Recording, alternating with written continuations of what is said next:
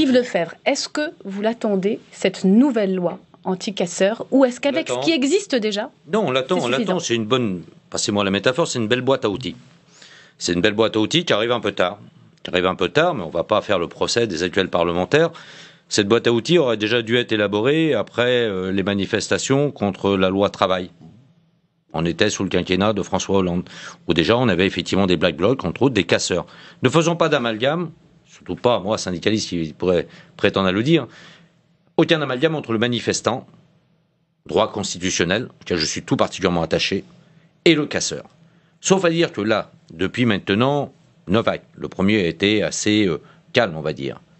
Du 2 au 10, il y a des gens qui viennent le samedi, qui pour certains n'ont absolument, l'immense majorité, c'est mon intime conviction, n'ont rien à voir avec les légitimes revendications des Gilets jaunes, viennent, prennent le métro, le RER, le train, viennent casser du flic et repartent en toute impunité. Mais quand Éric Coquerel vous dit on les connaît déjà, est-ce que c'est vrai? On les connaît déjà, oui, en partie. On a effectivement la loi du 31 octobre 2017, sauf erreur de ma part, ce qu'on appelle communément la loi anti-terreau, qui permet effectivement ce fichier. Parce que derrière, il y a plusieurs pans, notamment effectivement le fichage de ces individus et ensuite leur interdiction à manifester. Sous quel périmètre? Si on a 300 individus sur Paris qui sont interdits de manifester sur Paris, ils vont être interdits de manifester sur Paris. Rien ne pourra les empêcher d'aller casser à Rouen, à Amiens, à Lille ou ailleurs. Alors je vous donne la parole, Francis Perrin. Paramétrer tout ça. Mais je voulais quand même, pour les gens qui nous regardent, qu'on essaye de comprendre de qui on parle. On parle de groupuscules, précisément. Qui sont-ils? Combien sont-ils organisés? C'est pas de ça, excusez-moi, mais c'est pas ça qu'on vise seulement avec cette loi. C'est ça. Attendez, je donne la parole à Yves Lefebvre et ensuite vous répondrez. Je considère, effectivement, je comprends votre position. Pas pour vous interrompre. Non, mais je vous en prie, M. Coquerel. Simplement à dire qu'il est nécessaire qu'on puisse répertorier ces individus.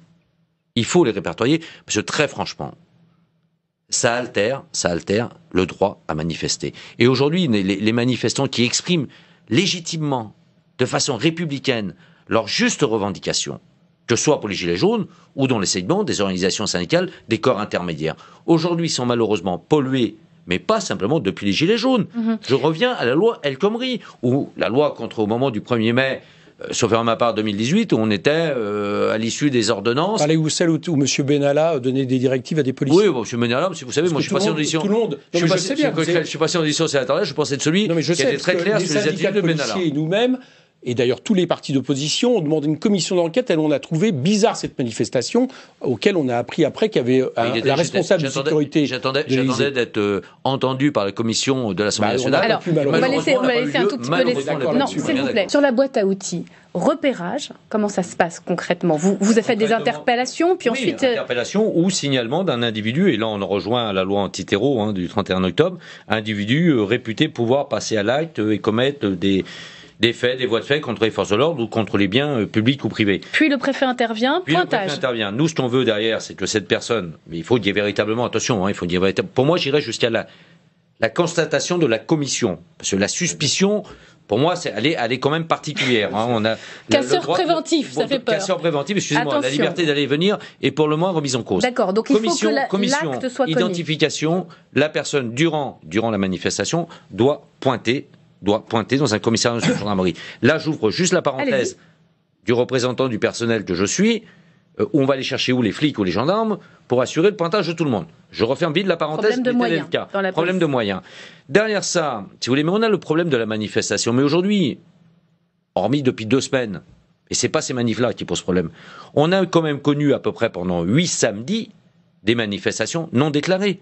Alors le texte prévoit justement qu'en cas de non-déclaration, vous pouvez être interdit de manifester. Logiquement, c'était le cas. La loi est très claire. Donc vous me dites tout à l'heure qu'il faut distinguer ce que vous appelez les casseurs, etc. Oui, bien sûr. Le mouvement des Gilets jaunes sur lequel vous reconnaissez sa légitimité. Ah bien évidemment. Auquel j'avais apporté le soutien. Comment c'est caractérisé le mouvement des Gilets jaunes?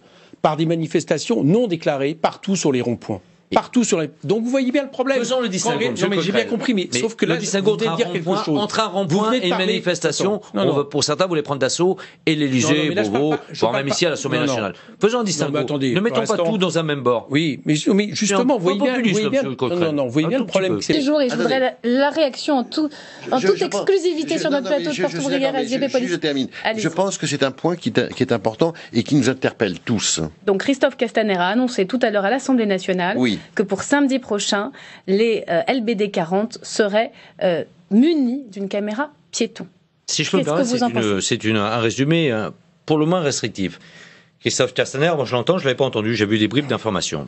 On me dit, quelques-uns de vos confrères me disent, Castaner annonce que tout tir de LBD équipé le fonctionnaire devra être équipé de la caméra dite piéton. Faisons le distinguo. Il y a le tir de riposte. Le tir de riposte, qui est le tir à un moment donné quand le fonctionnaire doit préserver son intégrité physique, celle de ses collègues, celle des manifestants pacifistes, en nombre très largement supérieur. Quand on parlait de tir de riposte, on parle de LBD 40 avec le viseur. Voilà, le LBD 40 a le viseur, mais le fonctionnaire, imaginez-vous, ils sont à un moment donné acculés, ils sont sur le reculoir, et là, il faut se dégager.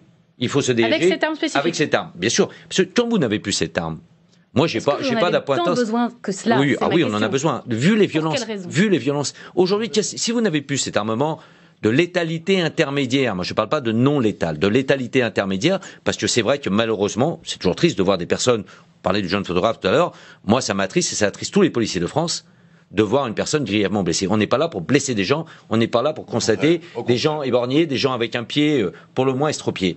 Mais si aujourd'hui on nous retire ça, qu'est-ce qui nous reste? L'armement létal, l'arme de poing ou l'armement lourd, l'armement collectif ou le tonfa. On n'a pas aujourd'hui, le tonfa c'est le bâton de défense ou le bâton télescopique. Aujourd'hui, on n'a pas les moyens. On a des individus de plus en plus violents en face de nous, qui viennent au contact. Et ça, on ne le connaissait pas jusqu'à là. Ils viennent au contact, on n'a pas d'autre solution pour se dégager. Alors on va en discuter. Contre, la caméra piéton, vous dites, on va soumettre ça à la contradiction. Selon les déclinaisons de Christophe Castaner cet après-midi et de Laurent Nunez, s'appliquera, l'utilisation de la caméra piéton s'appliquera dès lors que ce sont des tirs après sommation. Mais vous savez, moi j'ai la solution à tout ça. Ah oui. La solution, elle est très simple. Communication en amont. On annonce simplement manifestation et on l'a vu, c'est des images marquantes. Mais c'est ce que vous avez déjà fait dans les cortèges. Bien sûr. Mais attention, première sommation, deuxième sommation. Simplement que les gens savent une chose très simple. Et on voyait quelques mères de famille qui étaient venues sur les premières manifs.